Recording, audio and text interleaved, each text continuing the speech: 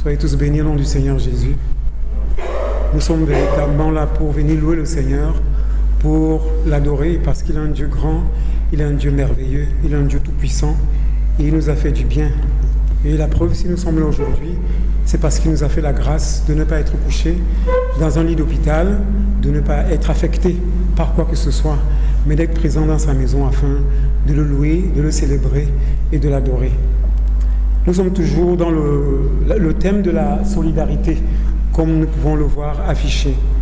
Et si le Seigneur insiste que nous demeurions dans ce thème, certainement c'est parce qu'il désire que nous soyons en accord, en amitié et en harmonie avec lui, solidaires de sa parole, de ses commandements. Et la meilleure manière d'être solidaire avec Dieu, c'est de l'adorer en esprit et en vérité. D'où le thème de ce message que le Seigneur a déposé dans mon cœur aujourd'hui et qui, j'espère également, nous bénira ensemble. Et pour cela, nous allons lire le livre de Jean, chapitre 4, versets 23 et 24. Mais l'heure vient, et elle est déjà venue, où les vrais adorateurs adoreront le Père en esprit et en vérité. Car ce sont là les adorateurs que le Père demande. Dieu est esprit, et il faut que ceux qui l'adorent en esprit et en vérité. Amen. Moi, ce message m'a parlé en ce sens que quand je me regarde en tant qu'être humain et dans la globalité de l'humanité même, nous avons tendance à chercher Dieu dans plusieurs voies et sous plusieurs formes, puisque nous savons qu'il est esprit. Et on a tendance à vouloir faire en sorte que nous l'approprions et que nous puissions le voir d'une certaine façon. Et dans cette démarche, beaucoup le cherchent dans des voies un peu tortueuses et malsaines. Or, Dieu a mis un canevas par lequel on doit le servir et par lequel on doit communiquer avec lui. Ce canevas, c'est sa parole. Mais souvent, nous bravons cela, on va chercher quelque chose qui est inaccessible. Or, Dieu ne nous a pas donné la capacité d'aller dans ce monde invisible qui est son champ d'action. Il nous demande tout simplement de suivre ce canevas. Et la preuve, et ce qui est malheureux pour beaucoup de chrétiens même d'ailleurs, et même ceux qui ne le sont pas, beaucoup sont passés par ces voies-là et sont tombés dans des pièges et ont reçu des coups. D'autres ont fait des folies même, d'autres ont fait des maladies vraiment qui ont caractère lié aux possessions spirituelles parce que cherchant Dieu dans des voies vraiment qui sont autres. Tout simplement parce qu'on ne veut pas se soumettre à cette voie par excellence que Dieu nous a donnée, qui est la parole de Dieu. Aujourd'hui, le message que Dieu nous donne, c'est pour nous rappeler, dans le thème de la solidarité, que nous devons être solidaires avec lui. Solidaires avec lui, c'est considérer la parole qu'il nous a donnée afin que ce soit le couloir, la voie par excellence par laquelle nous devons accéder à lui, Dieu, et par laquelle il peut nous communiquer ce qu'il a à nous communiquer et nous soumettre véritablement à lui. Donc c'est vraiment une interpellation et je prie Dieu parce que moi ça m'a parlé énormément, parce que dans la marche avec le Seigneur, souvent on a tendance de comprendre Dieu et de dire Seigneur, comme ça n'a pas marché ici, je vais essayer une autre formule. On ne sait jamais, mais le Seigneur finit par nous buter et nous ramener dans la réalité qui est la sienne, parce qu'il est un Dieu qui se laisse découvrir à sa façon à lui, par notre façon à nous. Et le message d'aujourd'hui m'a vraiment permis de faire la différence entre notre nature humaine et la nature de Dieu, pour bien comprendre la volonté de Dieu à notre sujet et comment est-ce que vraiment le servir en esprit en vérité. Parce qu'on entend esprit, directement, on pense à un monde invisible et on va utiliser des méthodes pour communiquer avec lui. Et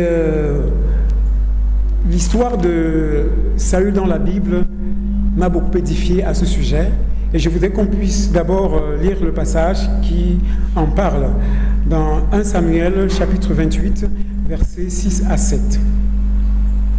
Saül consulta l'Éternel et l'Éternel ne lui répondit point, ni par les songes, ni par l'Urim, ni par les prophètes. Verset 7. Et Saül dit à ses serviteurs, « Cherchez-moi une femme qui évoque les morts, et j'irai la consulter. » Ses serviteurs lui dirent, « Voici, « Voici, à Endor, il y a une femme qui évoque les morts. » Et Saül dit à ses serviteurs, « Cherchez-moi une femme qui évoque les morts, et j'irai la consulter. » Ses serviteurs lui dirent, « Voici, à Endor, il y a une femme qui évoque les morts. » Et Saül dit à ses serviteurs, « Voici, à Endor, il y a une femme qui évoque les morts. » Et l'histoire de Saül, c'est mon histoire, c'est ton histoire, c'est notre histoire. À des moments dans notre marche avec le Seigneur, il nous arrive des fois de croire que Dieu ne nous entend pas. Il arrive des fois de penser que Dieu est silencieux et que tout ce que nous faisons est vain et que cela ne sert à rien. Et ce silence, je dis apparent, nous amène souvent à craquer, à douter de qui est Dieu et à nous perdre véritablement, à écouter la voix de notre cœur et même la voix du diable qui nous conduit dans des chemins vraiment de perdition. Nous voyons dans l'histoire de Saül quelqu'un qui avait la crainte de Dieu. C'était le choix de Dieu, c'est Dieu qui l'avait établi roi en Israël. Et en Israël, lorsqu'on était établi roi, ce qui était comme la ligne de conduite, c'était la parole de Dieu, c'était les écrits. Et c'est sur la base des écrits que les lois devaient consulter Dieu et être en communion avec Dieu afin de mieux gérer la société. Et Saül avait cette relation avec le Seigneur, mais dans sa marche, il a commencé à désobéir au Seigneur. Et certainement, à cause de cette désobéissance, il y a eu comme des silences dans sa vie à cause de cela. Et il n'a pas fait, malheureusement, le pas de repentance, c'est-à-dire revenir vers le Seigneur pour dire, Seigneur, vraiment, j'ai certainement été désobéissant et je viens me repentir. Mais il a endurci son cœur, et à force d'endurcir le cœur, ne voyant pas les choses se dessiner comme lui il voulait, a pensé qu'il fallait procéder d'une autre façon, aller vers cette femme qui invoque les morts. Ça, c'est le cas de Saül.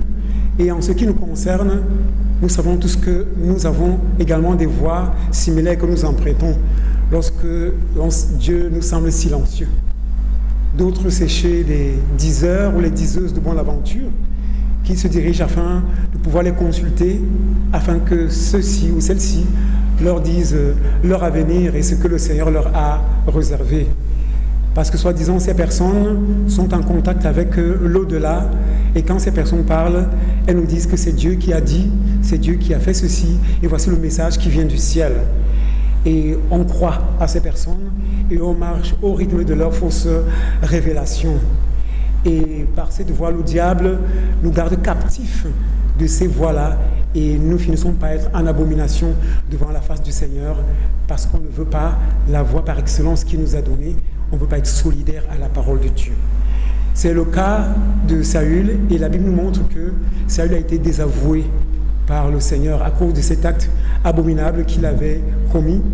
Et même la Bible nous dit plus loin que cette dame qu'il est parti consulter savait qu'une loi avait établi à ce sujet, qu'il était interdit de consulter les morts. Et c'est d'ailleurs Saül lui-même, en tant que roi, qui avait promulgué cette loi, étant entendu serviteur de Dieu. Et lorsqu'il allait vers cette femme consulter et que Dieu a dévoilé que c'était réellement Saül, elle s'est exclamée et elle a dit que mais Saül l'a mis dans la confusion et l'a exposé, car cet acte posé les conduit directement à la mort, à la déperdition complète.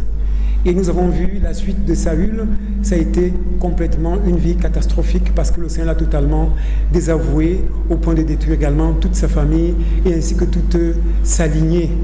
Et je vais nous inviter à lire, même à la maison, 1 Samuel 28, et pour que vous puissiez comprendre un peu le danger qu'il y a de se confier dans des voies qui ne sont pas celles de Dieu. C'est pour cela qu'aujourd'hui, le Seigneur, certainement, nous voyons un peu nous éloigner, peut-être parce que nous traversons des situations difficiles qui nous amènent à un moment nous poser la question si Dieu ne nous a pas abandonnés, si on a un problème avec le Seigneur, pourquoi, qu'est-ce qui s'est réellement passé?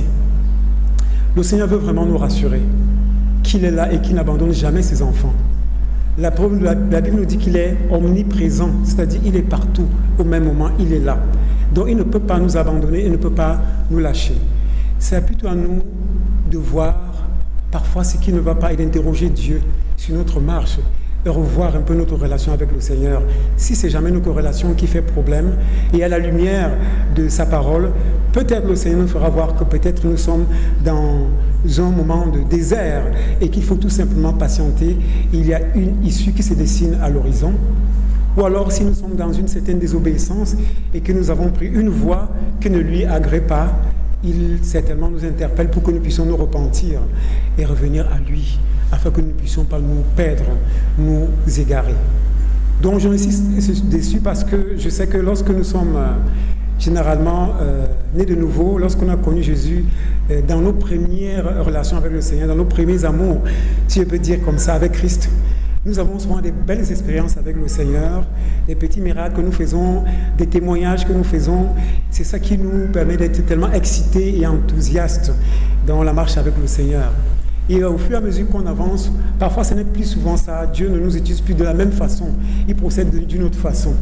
Et on a tendance à croire qu'il y a un souci et il faut que peut-être il ne nous écoute pas. Il faut prendre une autre voie et que peut-être il y a des formules qu'il faut faire afin qu'il nous écoute. C'est faux. C'est pour cela que le Seigneur veut nous rappeler à l'autre et nous parler au travers de l'histoire de Saül que si jamais tu étais également dans cette situation et que tu t'étais engagé dans une voie qui te conduisait à la perdition, ressaisis-toi. Parce qu'il n'est jamais trop tard. Dieu ne veut pas nous perdre. Dieu veut notre bien. Et sa parole est ce qu'il y a de meilleur pour nous. Nous allons lire également 1 Timothée 4, versets 3 à 4, qui nous édifie également d'une autre manière. Les versets disent « Ils prescrivent de ne pas se marier. » Samuel 4, bon. Et de s'abstenir d'aliments, je crois que ce n'est pas le passage en question. Bon, on va passer. Donc, le Seigneur nous encourage, ce que je vais dire en résumé de ce que j'ai retenu, c'est qu'il y a beaucoup de personnes qui aiment être flattées, aiment entendre les contes qui flattent leur âme et leur esprit. Et pour être encouragés dans cette voie, vont justement dans ce qu'on appelle ces églises, parfois, ou ces communautés où il y a des faux prophètes qui annoncent des fausses prophéties. Reçois le mariage, reçois le voyage, reçois ta destinée, voilà ton étoile, et ainsi de suite. Il y a des gens comme ça qui, par nature, aiment des choses qui les flattent et qui n'aiment pas entendre la parole de Dieu. Ils aiment, entendant la parole de Dieu, ce qui les flatte et ce qui fait plaisir à leur désir, à leur ambition personnelle. Et vont justement dans ces voies pour se contenter de cela et choisir également une voie qu'eux, ils pensent une voie excellente. Et malheureusement, beaucoup de ces personnes tombent dans les pièges des gourous et des faux prophètes. Et le risque qu'il y a dans ça, c'est que nous voyons ces personnes qui ont subi ces grands trafics-là souffrent beaucoup de maladies spirituelles. Parce qu'il y a les alliances que nous faisons là-bas, de véritables possessions qui font en sorte qu'on n'arrive plus à s'en sortir, à moins qu'on ait un bon suivi. Vraiment des hommes de Dieu qui soient vrais et qui nous présentent la parole de Dieu véritable afin qu'on ne puisse pas se perdre. Je vous assure, frères, cela fait de grands dégâts dans notre monde aujourd'hui et dans la société. Et dernièrement, je crois, c'était en Afrique du Sud où on montrait ce pasteur qui, en se référant au livre de Psaume 23, qui dit « L'Éternel est mon bon berger, qui me conduit vers les veilles pâturages et tout », a conduit son peuple à aller manger du gazon. Donc ils sont sortis de la salle et sont partis manger les plantes, le gazon, sous le prétexte qu'ils sont en obéissance à la parole de Dieu. Et c'était une foule, c'était toute la communauté, c'était toute une grande chapelle, c'était des milliers de personnes. Franchement, ça m'a bouleversé. Je me suis dit, comment est-ce que les personnes sensées peuvent faire de telles choses? Mais après, bon, je me suis rendu compte que forcément, cet homme de Dieu est un faux serviteur et qu'il est en contact avec les forces spirituelles qui l'amènent à manipuler les gens et à conduire des gens dans des voies aussi tortueuses et malsaines. Véritablement, c'est une abomination.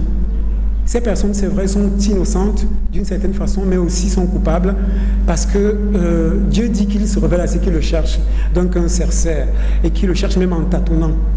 Quand nous voyons ces situations, nous nous rendons compte que ceci montre un déficit de communion avec la parole de Dieu. Parce que quand tu lis la parole de Dieu, il y a des choses pour lesquelles tu ne peux pas être emballé et pour lesquelles on ne peut pas te porter. Parce que tu vas mesurer ce qu'on te dit à la lumière de la parole de Dieu. Parce que c'est cette parole qui te sert de filtre pour juger si ce que les autres te disent est bon ou pas. Et ça me rappelle également une période ici, au Cameroun, où on disait que Jésus-Christ était apparu à Ogja, dans une chambre. Vraiment, je n'étais pas encore très affermi dans la foi. Mais heureusement que je connaissais le passage dans Matthieu 24, qui disait que s'il est dans une chambre, n'y allez pas, et ainsi de suite. Vraiment, c'est ce qui m'avait retenu, parce que je voulais aussi m'emballer, parce que j'avais des collègues et amis qui étaient réellement partis aller filmer et disaient que c'est vraiment Jésus qui est apparu, et ainsi de suite. Et lors d'une discussion, bon, je leur ai dit que c'est faux, ils ont commencé à me taxer de tous les mots, et que bon, je suis trop spirituel, j'aime trop entendre et tout. Bon, pour fermer la bouche, j'ai seulement donné le passage. Je bénis Dieu parce qu'on parlait de Jésus dans une chambre. Je leur dis, voici ce que la Bible dit, que si vous entendez qu'il est dans une chambre, n'y allez pas. Et vraiment, ils se sont tus, et je crois que ça les a parlé. Et en espérant également qu'avec le temps, le Seigneur leur accordera la grâce de marcher également dans la vérité. Et pour moi, ce passage-là m'a conforté de ce que, quelle que soit la révélation qu'on peut avoir de Dieu, par des voies qui ne sont pas claires, on a le fondement par excellence qui peut nous référer, qui peut nous dire c'est vrai ou c'est faux. Parce que la parole de Dieu nous permet de juger si ce qui nous est dit, ce qui nous est raconté, que ce soit de manière époustouflante, extraordinaire, si cela vient véritablement du Seigneur. Et c'est pour cela que le Seigneur nous encourage aujourd'hui à nous détourner de ces voies, parce que le diable passe par des choses vraiment subtiles et le diable agit dans les détails. Et je suis vraiment dans la lignée des témoignages. Il y a des personnes qui, par exemple, je prends le cas de Cameroun Tribune, qui, quand ils achètent le journal, ce n'est pas pour lire le journal, c'est pour lire uniquement l'horoscope, c'est-à-dire que l'horoscope de la journée. C'est-à-dire quand il dit lundi, aujourd'hui tu vas faire telle rencontre, les astres vont se croiser, tu vas rencontrer tel. C'est sur cette base-là que leur quotidien est réglé. Et j'étais vraiment très étonné de voir cela, quelqu'un dépenser de l'argent uniquement pour suivre ce que les astres disent sur sa journée et sur sa semaine.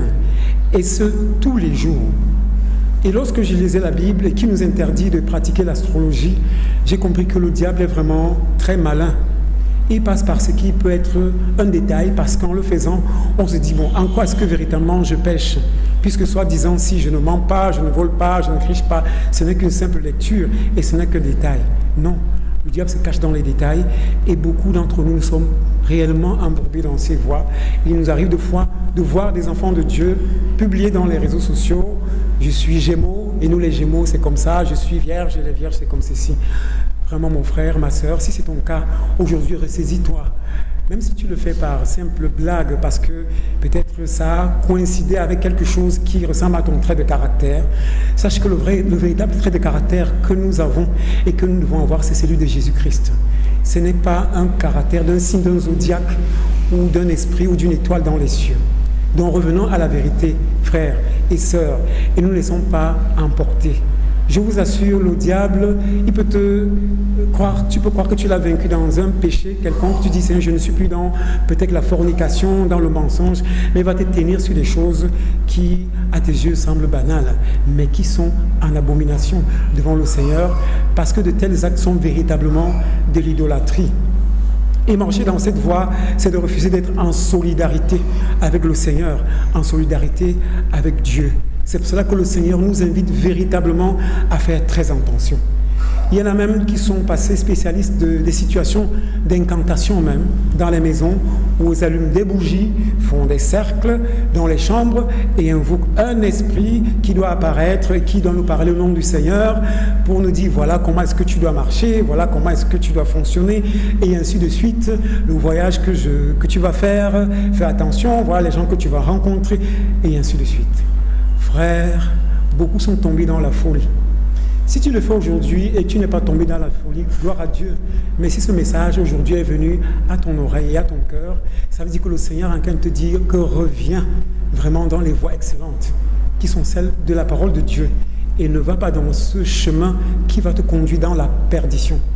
Nous voyons ces derniers temps dans les réseaux sociaux beaucoup de témoignages de ces personnes qui ont fait alliance avec ce monde des ténèbres et qui même dans leurs témoignages disent la façon avec laquelle ils procèdent, qui n'est pas loin de cette façon avec laquelle tu procèdes toi aussi dans le secret de ta maison, tout simplement parce que tu as passé la commande d'un livre via Facebook, WhatsApp ou Internet pour faire des choses vraiment mystiques.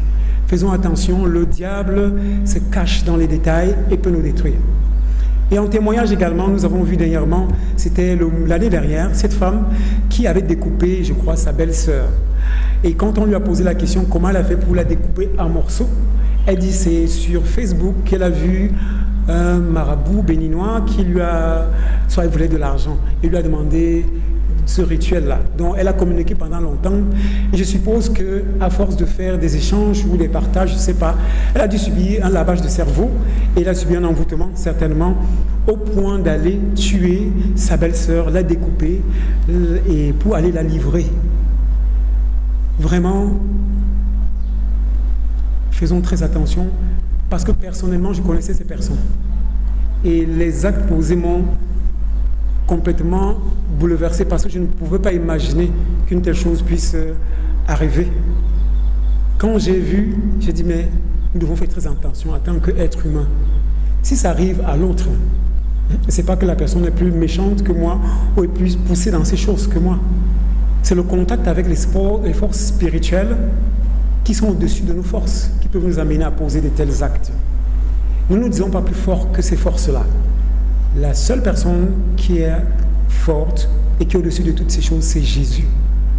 Et c'est la parole qu'il nous a donnée, qui nous donne d'être en communion avec lui, qui nous donne d'être vainqueurs face à toutes ces tentations du diable. Résistons face à cette tentation, comme Jésus-Christ l'a fait exactement lui-même lorsqu'il est sorti des eaux du baptême. La Bible nous dit qu'il est parti dans le désert, il a été transporté dans le désert. Et pendant que le diable lui proposait des choses, des miracles, des prodiges, il retorquait, reprenait par la parole tout simplement. Et rien que par la parole, la Bible nous dit que le diable a fui et les anges sont venus adorer le Seigneur Jésus. Donc le Seigneur nous montre par là que c'est seule la parole qui a un effet. Ce n'est pas une invocation, ce n'est pas une incantation, ce n'est pas un talisman qu'on t'a donné qui va lutter contre les démons. Ce n'est pas ta Bible que tu refuses de lire et que tu mets sous l'oreiller qui va chasser les démons quand ils viendront t'attaquer, je ne sais pas trop quoi.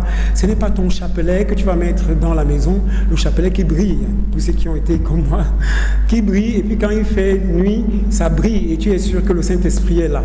Ce n'est pas ça. C'est ta relation avec le Seigneur qui te donne d'être au-dessus de toutes les forces. Car la Bible dit que celui qui est en moi, Jésus, est plus grand et plus fort que celui qui est dans le monde. Je ne peux être fort face à cette puissance que si Jésus-Christ est en moi. Et il est en moi comment? Ce n'est pas en l'invoquant, c'est en lisant sa parole, c'est en la méditant et en la vivant, en la mettant en pratique. Je peux déclarer les formules de la parole de Dieu, déclarer, mais si je ne vis pas ce que je dis, cela ne sert de rien. Je ne verrai pas les miracles de Dieu et sa gloire se manifester dans ma vie. Il faut tout simplement que j'entre en contact, en communion avec la parole de Dieu, que je marche selon ce que la parole de Dieu me dit de faire, que je vais voir la gloire de Dieu dans ma vie. Et avant de nous montrer le bien fondé qu'il y a d'être dans cette parole de manière plus détaillée, j'aimerais que nous puissions lire Isaïe 47, versets 12 à 15.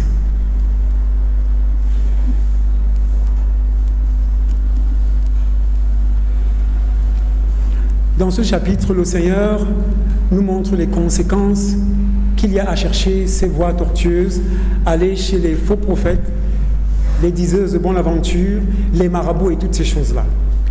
Verset 12 dit « Reste donc au milieu de tes enchantements et de la multitude de tes sortilèges, auxquels tu as consacré ton travail dès ta jeunesse. Peut-être pourras-tu en tirer profit. Peut-être deviendras-tu redoutable. » On s'arrête d'abord ici. Vous savez, il y a des personnes qui s'en vont chercher ces voies malsaines parce qu'elles veulent avoir la puissance. Elles veulent être redoutables. Elles veulent avoir l'autorité. Quand je parle, les gens m'écoutent, les gens se soumettent. Quand je vais dans tel endroit, toutes les portes s'ouvrent parce que j'ai l'autorité, j'ai la puissance.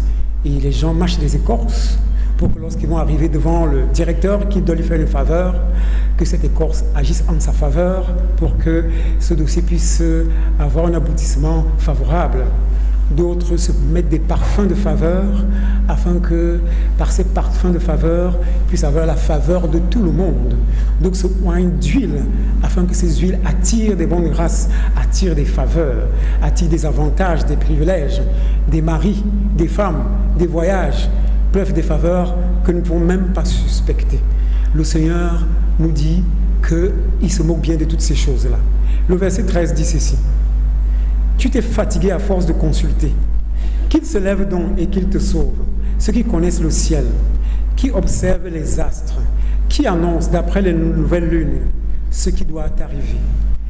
Nous arrêtons toujours verset 13. Le Seigneur te dit que toi qui fais ces choses-là, il te rappelle que tu te fatigues, que c'est en vain que tu fais ces choses-là. Même si pour un moment ça a donné, même si à un moment tu t'es oint de parfum et le jour-là tu es sorti, on a ouvert les portes, tu as eu ta grâce, sache que l'alliance que tu as faite c'est avec le diable. Et le diable va t'en redemander ce qu'il t'a donné. Et lorsque le diable réclame, ce qui arrive est vraiment catastrophique. Donc faisons très attention avec les alliances que nous faisons, avec ces parfums qu'on nous donne, ces rituels que nous faisons, ces talismans que nous portons sur nous, qui apparemment nous donnent d'être des choses inoffensives. Elles sont extrêmement dangereuses, parce qu'elles sont sous le contrôle des esprits malsains qui vont nous conduire dans la perdition. C'est pour cela que le Seigneur insiste en disant à son peuple que tu t'es fatigué à force de consulter. Qu'il se lève donc et qu'il te sauve. Ceux qui connaissent le ciel, ceux qui observent les astres. Nous avons le cas de l'astrologie que je disais tout à l'heure. Qu'il te sauve donc. Et je me souviens, le pasteur a fait un enseignement ici sur les mages d'Orient qui, dans leur tradition, consultaient les astres. Et par leurs astres, ils ont été conduits à Jésus. J'ai aimé parce que lorsqu'ils sont arrivés à Jésus, ils ont abandonné tout ce qui fait l'objet de leur dévotion. Et maintenant, le contact avec Jésus, qui est la parole de Dieu vivante, les a amenés à prendre une autre direction qui était différente de celle qu'ils avaient au préalable prise. Donc, vraiment, frère, si ton mode de fonctionnement était ces voies-là, les marabouts et d'autres voies, sache qu'au contact de la parole de Dieu et de ce message aujourd'hui, sache que le Seigneur te dit, il est temps pour toi de déposer les armes et de te confier à lui pleinement et de croire qu'il y a quelque chose de meilleur qu'il te réserve. D'ailleurs, même quand tu empruntes ces voies, tu es prisonnier de ces choses-là. Dans ces voies-là, on te dit, lève-toi à minuit, fais tel rituel, va dans tel carrefour, va faire telle chose, va. Tu es prisonnier, tu n'es pas libre. Tu es prisonnier et tu es tenu à ces rituels, tu es tenu à ces cérémonies. Et quand tu rates une cérémonie, tu sais que tu es fouetté, tu es bastonné par le diable, ton soi-disant maître. Le Seigneur n'est pas dans cette logique. Dieu est un Dieu d'amour, de bonté et de miséricorde. Et c'est que nous tous nous sortons de ce lot-là, des familles idolâtres, des familles qui ont servi de faux dieux. D'ailleurs, même le peuple qui s'est choisi, le peuple d'Israël, avec qui il a fait alliance à travers Abraham, il venait également d'une famille qui était idolâtre. Mais l'alliance qu'il a faite avec Abraham, par la foi, enfin en sorte que, par le témoignage d'Abraham, nous également, nous puissions également nous comparer également à eux, à savoir que même les Juifs avaient les mêmes pratiques que nous ici, les Africains, que les Chinois et que toutes les races de la terre. Ils avaient les mêmes pratiques, donc il n'y a pas de différence. Et nous ne devons pas dire que c'est par rapport à ma tradition, à ma religion, non. Jésus est venu parfait. Toutes choses, et il sait que dans notre inconscience, dans nos voies, nous le cherchons, consciemment ou inconsciemment. C'est pour cela que la voie par excellence nous a été donnée par Jésus. Et lorsqu'on est en contact avec Jésus, on se rend compte que c'était la destination finale, et du coup, on laisse tout le bagage qu'on avait, on met de côté, et on se tourne vers Jésus. En d'autres termes, mon frère, si tu avais ces talismans dans ta maison, et si tu avais des rituels que tu pratiquais à des heures, des cérémonies, des parfums qu'on t'a donnés, aujourd'hui le Seigneur te dit que tu es entré en contact avec lui, avec son Fils, avec la parole. Sois solidaire de cette parole et laisse tomber toutes ces choses-là. Si tu as peur, viens voir les serviteurs de Dieu qui vont te recommander et puis tu jettes toutes ces choses-là et tu les brûles. Parce que c'est ce que le Seigneur attend de nous, de ce que nous puissions brûler les livres qu'on nous a donnés, ésotériques, qui nous font faire des expériences mystiques et qui nous envoient dans un monde dont on ne connaît même pas la teneur, comment ça se passe dans le monde spirituel. Et après, on voit les dégâts dans les familles et ce sont les familles qui souffrent. Vraiment, mon frère, ma sœur, sortons de cette souffrance que nous infligeons aux autres et cette souffrance que nous infligeons nous-mêmes parce que Dieu veut notre bien.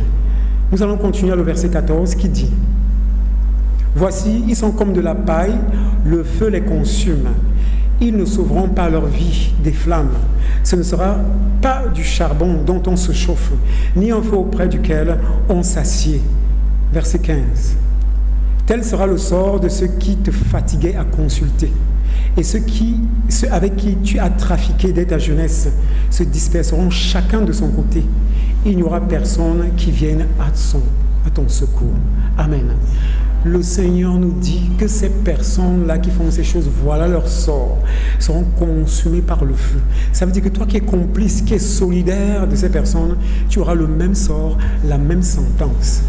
Et si ce message nous est donné, c'est le Seigneur voudrait que nous nous dissocions, nous nous désolidarisons de ces personnes et de ces mauvaises voies et que nous prenions la voie par excellence, qui est la parole de Dieu, qui est Jésus-Christ.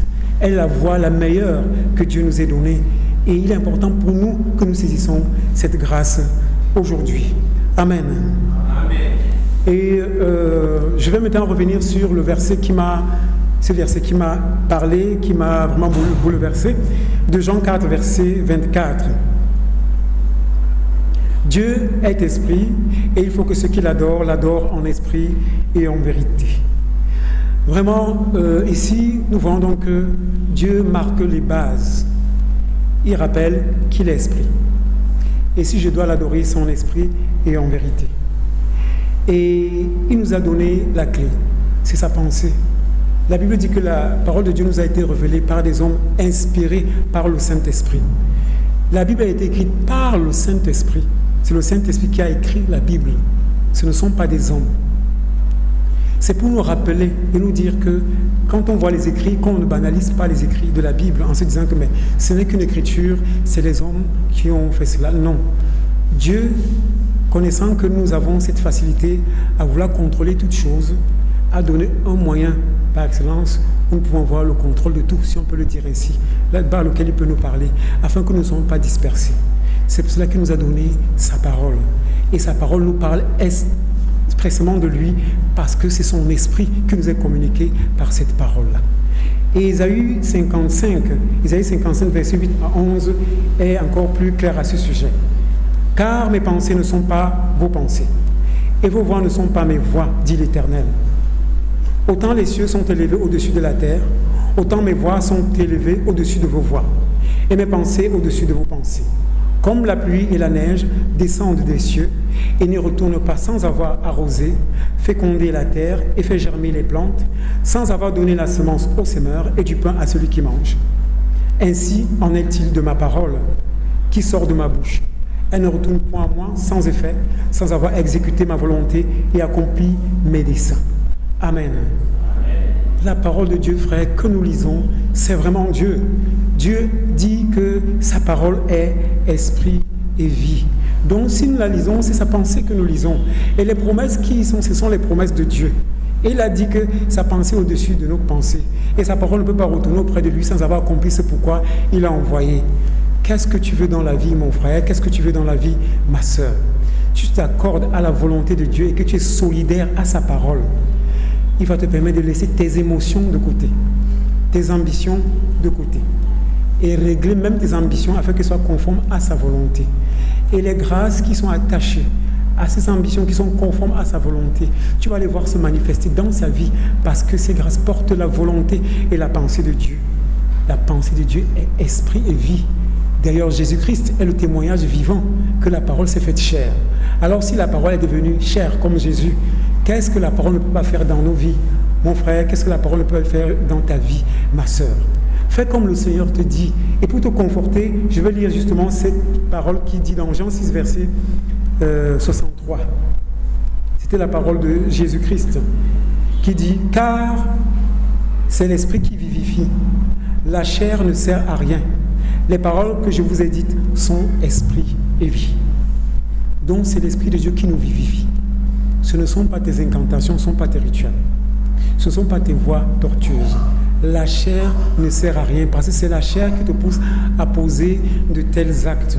Quand nous nous laissons diriger par la chair, vraiment on pose des actes tellement abominables que lorsqu'on se revoit et on voit les actes qu'on a posés, on ne revient pas que c'est nous qui avons fait de telles abominations. Parce que la chair est carrément animale. Et notre attitude sans la parole de Dieu est une attitude vraiment animalière. Il suffit d'observer comment les animaux se comportent dans la rue. Lorsqu'on n'a pas Jésus, c'est exactement comme ça que nous nous comportons. Comme des animaux. Parfois, c'est notre intelligence qui peut nous tromper. Mais vraiment, sans Jésus, on vit par instinct. C'est pour cela que la Bible dit que c'est ceux qui croient en son nom qui deviennent enfants de Dieu. Ça veut dire qu'avant de devenir enfants de Dieu, qu'est-ce que nous sommes sans Jésus? Nous sommes vraiment livrés à nos passions, donc véritablement comme les simples créatures. Donc c'est en devenant enfants de Dieu par son esprit qui nous a donné dans la parole de Dieu que réellement la communion avec Dieu est excellente et que nous vivons, puisque c'est l'esprit qui nous vivifie en cet instant, car la chair ne sert à rien. Et ces paroles que le Seigneur nous dit aujourd'hui sont esprit et vie. Donc mon frère, tu cherches l'esprit, tu cherches quoi, je ne sais, sache que l'esprit de Dieu que tu cherches, la vie de Dieu que tu cherches, la pensée de Dieu que tu cherches, c'est dans cette parole, tout simplement. Sois solidaire de cette parole, tu ne tomberas pas dans des voies pernicieuses. Tu ne seras pas ballotté à tout vent de doctrine et on ne t'embourbera pas dans des choses qui vont être regrettables demain. Et pour achever notre message de ce soir, nous allons lire Josué 1, verset 8. Et Jacques 1 aussi qui va préparer versets 22 à 25. Que ce livre de la loi ne s'éloigne point de ta bouche. Médite-le jour et nuit pour agir fidèlement selon tout ce qui est écrit. Car c'est alors que tu auras du succès dans tes entreprises, c'est alors que tu réussiras. Amen. Comment donc réussir la marche avec le Seigneur? Le Seigneur nous a donné une voie par excellence. Et voilà Josué que Dieu avait choisi pour conduire le peuple d'Israël dans la terre promise. La seule chose que le Seigneur a donnée à Josué, c'était le livre de la loi, c'était sa parole. Il n'a pas donné à Josué autre chose. Il n'a pas dit à Josué, fais des incantations, fais ceci, non. Il lui a donné le livre de la loi. Il a dit, en marchant et en agissant fidèlement selon ce qui est écrit, il va avoir du succès dans ses entreprises. C'est alors qu'il va réussir. Réussir selon Dieu. Réussir selon les voies de Dieu. Parce que dans réussir, souvent, on associe nos ambitions qui parfois ne coïncident pas avec les désirs de Dieu. Donc quand nous marchons avec le canevas que Dieu nous a donné, la parole, sans nous en détourner, mais en vivant fidèlement selon ce qui est écrit, en acceptant ce que Dieu nous exige de faire en tant qu'enfants de Dieu, alors nous allons voir la gloire de Dieu dans nos vies. Et Jacques 1, verset 22 à 25 conclut ceci. Mettez en pratique la parole et ne vous bornez pas à l'écouter en vous trompant vous-même par de faux raisonnements. Car si quelqu'un écoute la parole et ne la met pas en pratique, il est semblable à un homme qui regarde dans un miroir son visage naturel et qui, après s'être regardé, s'en va et oublie aussitôt comment il était. Mais celui qui aura plongé le regard dans la loi parfaite, la loi de la liberté, et qui aura persévéré, n'étant pas un auditeur oublieux, mais se mettant à l'œuvre, celui-là sera heureux dans son activité. Amen. Le bonheur excellent et parfait est dans l'activité de Dieu et dans sa parole. Donc activons-nous à entrer en contact avec cette parole, car la Bible dit, je sais ta parole dans mon cœur afin de ne pas pécher contre toi. Et si tu veux marcher en esprit et en vérité, fais-le, car c'est la parole de Dieu qui donne de l'intelligence aux simples. Amen. Je veux donc nous inviter à prier. Chacun va prendre le temps de